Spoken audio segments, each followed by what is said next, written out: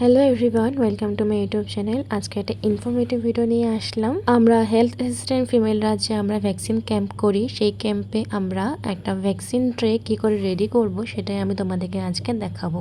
তো প্রথমে তোমরা যে এই বক্সটা দেখতে পাচ্ছ, এটার নাম হচ্ছে ভ্যাকসিন ক্যারিয়ার। তো এই ভ্যাকসিন ক্যারিয়ারের মাধ্যমে হচ্ছে ভ্যাকসিন ডেলিভারি হয় কোল্ড চেইন পয়েন্ট থেকে।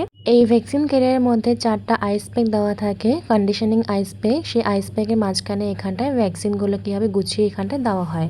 ভ্যাকসিন ক্যারিয়ার থেকে ভ্যাকসিনগুলোকে বার করে রাখার জন্য একটা পরিষ্কার ট্রে নিতে হবে। আমি এখানে একটা পরিষ্কার ট্রে নিয়েছি। এরপর ভ্যাকসিন ক্যারিয়ার থেকে একটা কন্ডিশনিং আইস প্যাক বার করে নিয়ে এই ট্রের মধ্যে রাখতে হবে। এরপর ভ্যাকসিনগুলোকে বার করে এই ট্রের মধ্যে ভ্যাকসিনগুলোকে গুছিয়ে নিতে হবে।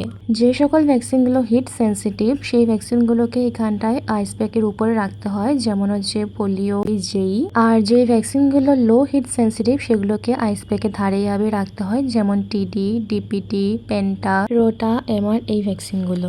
আর আমি এখানে আইপিভি ভ্যাকসিনটিকে আইস প্যাকের উপর রেখেছি, কারণ অনেক সময় অনেক তাপমাত্রায় আইপিভি ভ্যাকসিন নষ্ট হয়ে যায়। এইভাবে ভ্যাকসিনগুলোকে ট্রের মধ্যে সাজিয়ে নেওয়ার পর এরপরে কাজ থাকে হচ্ছে ভ্যাকসিন লজিস্টিক ডায়েরিতে ভ্যাকসিনগুলোকে রেজিস্টার করা।